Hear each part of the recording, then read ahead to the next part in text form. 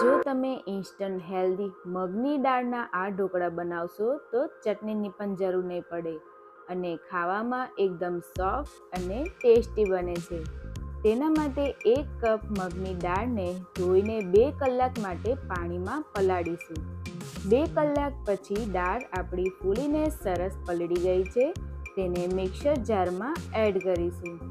પછી તેમાં સ્વાદ અનુસાર મીઠું, 2 મરચાંના ટુકડા, 1 ચમચી લીંબુનો રસ, 2 ચમચી ખાંડ અને 1 વાટકી પાણી એડ કરીને પીસી લેશું.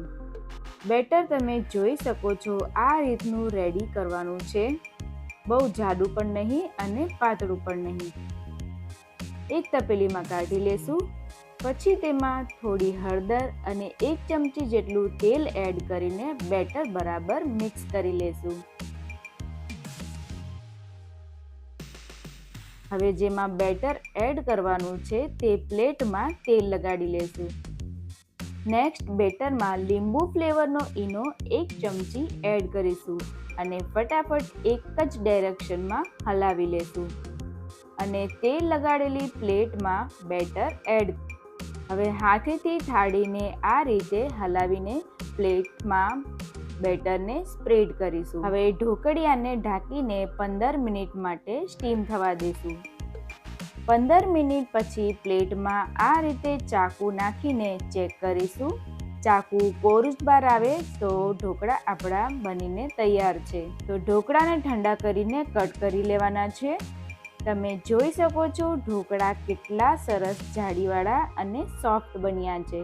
નેક્સ્ટ ઢોકળાને તળકા માટે તેલ ગરમ કરવા મૂકીશું. તેમાં 1 ચમચી રાઈ નાખીશું અને 1 ચમચી સફેદ તલ. રાઈ અને તલ ફૂટી જાય એટલે અડધી વાટકી પાણી એડ કરીશું.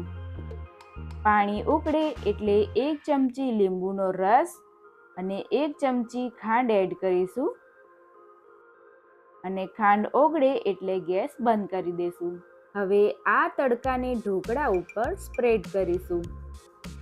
બરાબર મિક્સ કરી લેશું અને ઉપરથી થોડા ધાણા.